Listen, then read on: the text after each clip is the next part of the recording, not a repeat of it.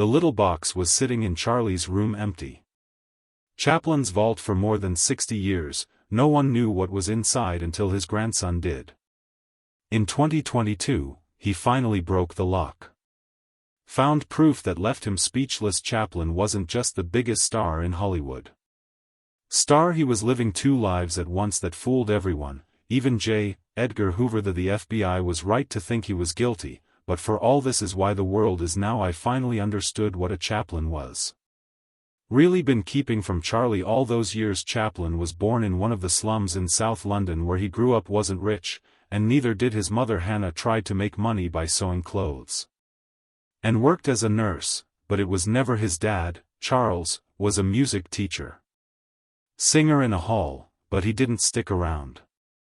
When Charlie was a little kid, his parents were no longer together, and his father moved to New York. Hannah had to take care of Charlie and his older half-brother. Sydney moved from one place to another by herself. One rundown apartment to another. It didn't help to get by Charlie's dad at all, even though he was supposed to. Hannah did what she could, but it wasn't enough. Long before things got worse for the family, getting poor, and things got worse when he was 6 years old, and his mom had a getting sick and not being able to care for them. Charlie and Sydney were sent to Mora Workhouse, is a place where poor people can stay, but one kind that the boys were split up from as soon as they got there. Their mother, they had shaved heads and wore rough clothes. They wore uniforms and were even more. After a while, prisoners were worse than kids.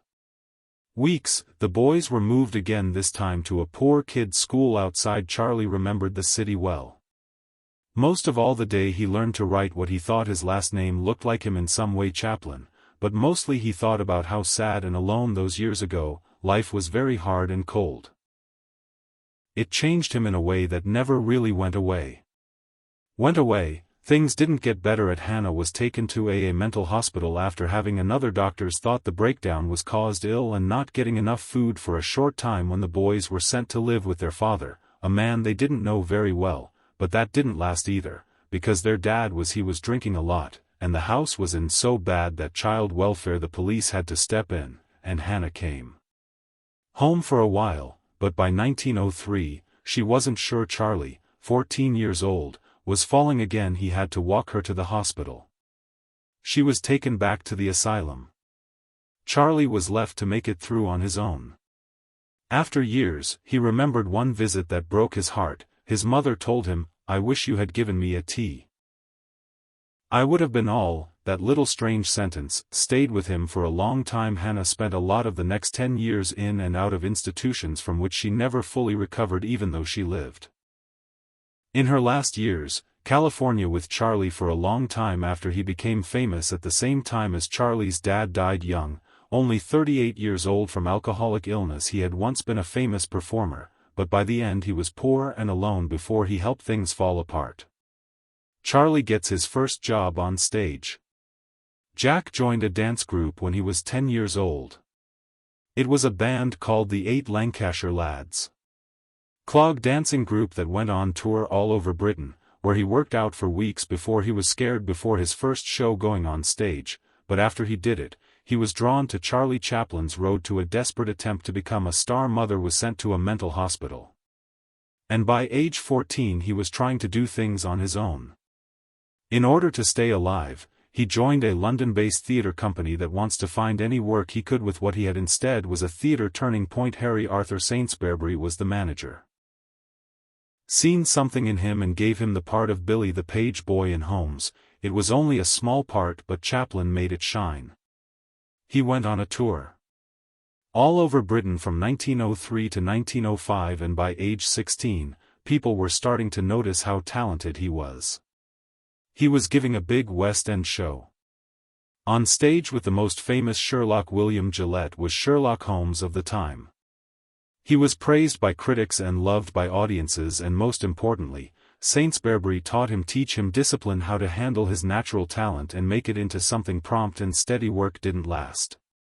As early as 1906, Chaplin joined Casey's Circus as a small comedy group known for burlesque show acts. Like he was only 17, but he quickly became a star, which he was good at. Physical comedy that is smart and not crude, and it was fun to play different people. The troupe toured in a dirty, crowded. There were music halls all over England, and the show taught us how to time our movements. And a link with the audience. In 1907, when the tour was over, Chaplin was a rising star, but he still had another bad day. Number of months without a job, and he tried going solo but failed, which put him back at square one. In 1908, his luck changed again. Sidney, his older brother, is already working with Fred Carnot's comedy group. Helped his chance to try out at the first Carnot. Charlie seemed too weak and shy to me to make people laugh, but once Chaplin took the stage he showed everyone they were wrong. Chaplin was hired right away in 1910. Going to America with Carnot's best team, putting on vaudeville shows is one of his most popular characters was a drunk man.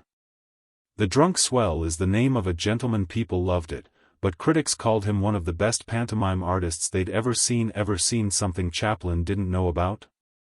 At the time were those important watched, and Max Sennett was one of them. Leader and head of Keystone Studios of film comedies. In May 1913, during a performance in Philadelphia, Chaplin got a telegram asking about a man that seemed odd. It was named Chaffin or something like that. It turned out to be the start of all the things. That December, Chaplin got to Los Angeles with a new contract from Keystone when he was 24 years old. More than twice as much as he made on stage. He stayed at a hotel in the city center and tried to find his way around the world of silent movies. At Sennett Studio was crazy, with lots of chases and funny jokes. There was no script, it was just a rough idea and a camera. Chaplin soon he was too overwhelmed to write to Sidney. He begged him to come to California. Talked about how beautiful the sun was, women and a lot of money, but when he got there, he didn't jump in as Charlie's manager right away, but he signed up instead. Having Keystone play the part himself, taking on the role of Reggie Gustel. Charlie had some time to think about it. Sidney finally figured things out on her own. Become Charlie's new business manager. And the two brothers started to help make one of the best careers in the early days of film history, a funny little guy with bowler hat and loose pants. This hat walked onto the movie screen for the first time. It took 6 minutes.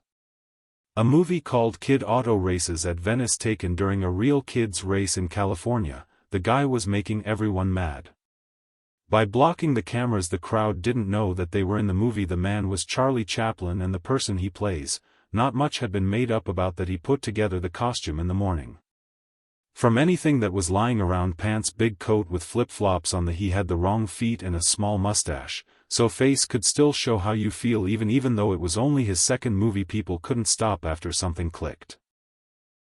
The Chaplin who was watching him said the character was not only a clown, but an artist, poet, and loner who still had faith in love and adventure. Even if he had to steal a baby's candy to get by the next year, everyone had caught. They had places they called Chaplinitis stores. He was on toys and clothes that sold. People wrote songs and comics about him.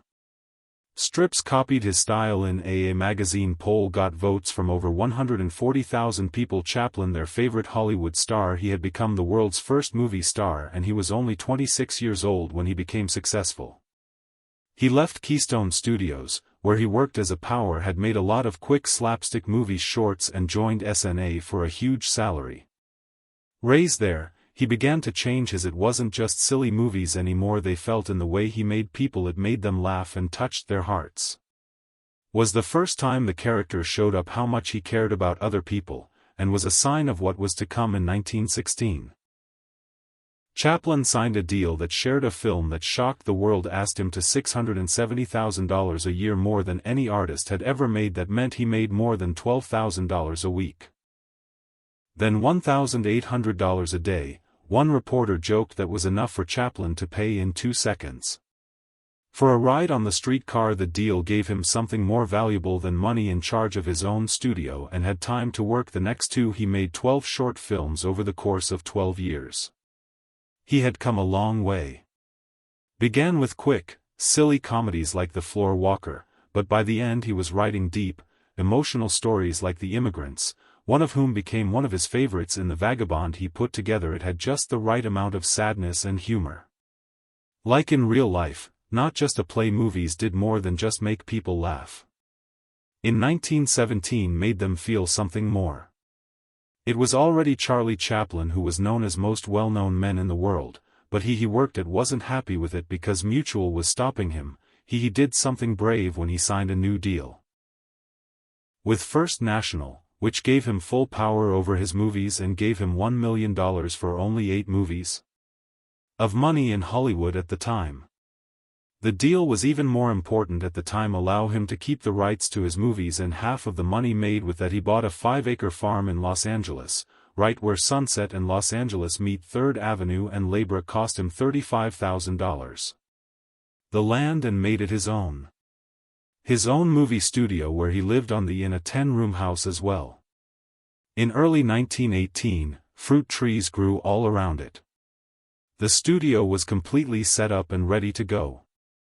With editing rooms and everything else he needed, he left his mark on a film lab, and offices are still there in front of what's this stage is now called Soundstage number 3. For this is where the next 35 years took place. Chaplin made his most well-known movies, but he wasn't done shaking things up in Hollywood. He teamed up with Mary in 1919. Pickford, Douglas Fairbanks, and D.W. Thomas Griffith to start a whole new project, a movie studio run by artists. They gave it the name United Artists.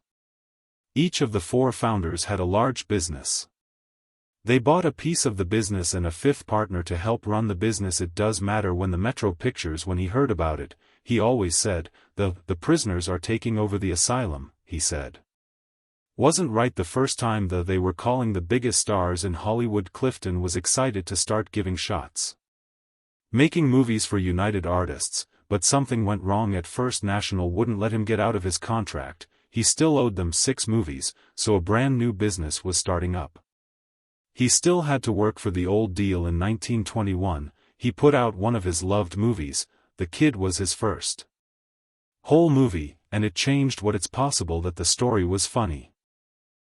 Poor man who takes in a child who has been left behind, played by Jackie, who is 6 years old. Coogan. It was funny and had real heart. People had never seen anything. The movie was very expensive to make, $250,000, but it made more than $5 million at the Valet. At the box office had written, led, produced, edited, and starred in it himself. The poster said it all. A picture that looks great with a smile and maybe a tear. By 1923 Chaplin was ready to take a chance on his next movie. A Woman of Paris was not like other books. He wasn't even in the scene of the crime. It was a small cameo that lasted 3 seconds. He tried to warn people what was coming of time, but they came expecting a little. Some were even let down. Edna Purviance played the lead role in the angry movie. Longtime lead lady for Chaplin, he meant for her to be a star in her own right. Critics really liked the movie. Mary Pickford said it made her cry, but it didn't do well with the public, the movie theater business. Some cities even banned for having questionable morals. Others took it back after Edna was wrongly linked to it due to a scandal in Hollywood. In 1918 Charlie, he was already a big star when he died. Met an actress named Mildred who was 17 years old. Harris that she thought she was due and that caused the wedding. Chaplin to be rushed. Was 29 years old. Things were rough right away. Didn't think she was very smart. And it was clear they fought a lot, mostly about how she wanted to keep. After acting for a year, they had a boy. But he died just 3 days after born. By the end of 1919 Chaplin had Harris kept up appearances after she moved out, but the marriage was breaking down, so she filed for divorce. That he was unfit for marriage. In 1920 the Chaplin was mean to her and said she cheated on him. There were even rumors that she had been seeing the actress a la Adolf Hitler, who was married, to cover up her sexuality. Harris never found out. Big fame and died young at 43, but Chaplin made no changes to the way he did things. Having an affair with another teenage girl named Lita Gray, had known her since she was 8 years old. He got her pregnant when she was 16 years old.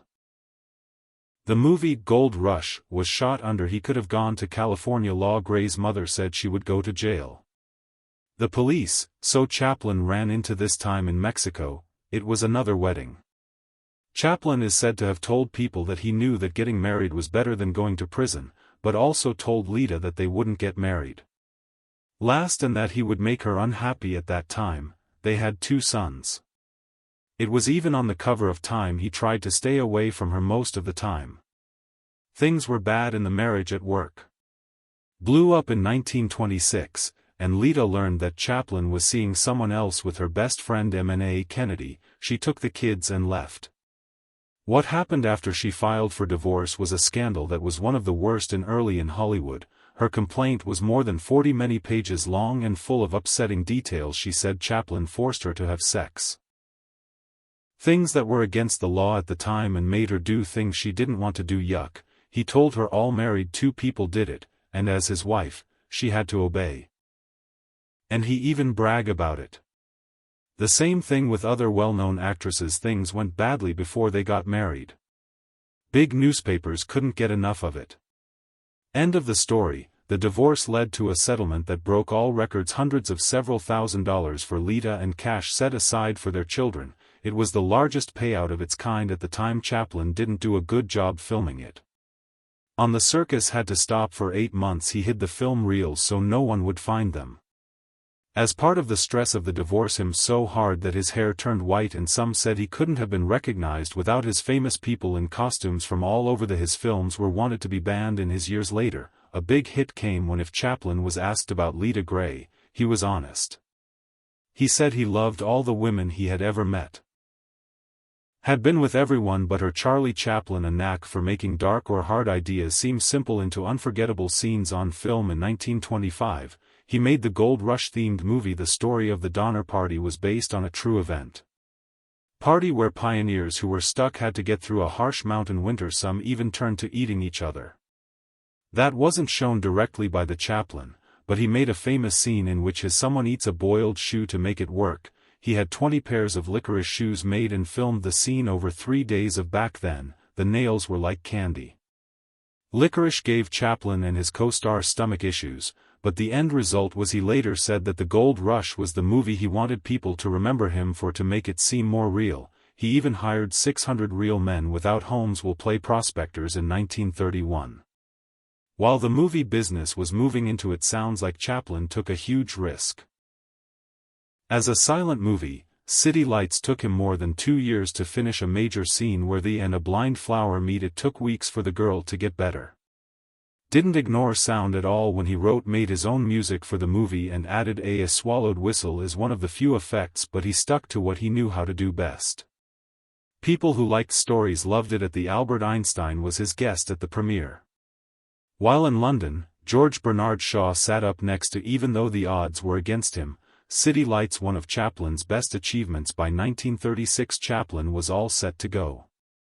Something bigger than today was a sharp and funny attack on work life. The movie starts with a big clock checking off a factory work sign. Chaplin's had power over people's lives. Battle machines goes crazy on the factory floor and still makes us for the first time laugh through it all. People heard Chaplin's voice, but only in a silly song full of empty words. Sang silly songs in different languages based on a well-known French song. It him moved toward sound movies without giving up the funny body language that made he became well known after The Great Dictator. In 1940, Chaplin made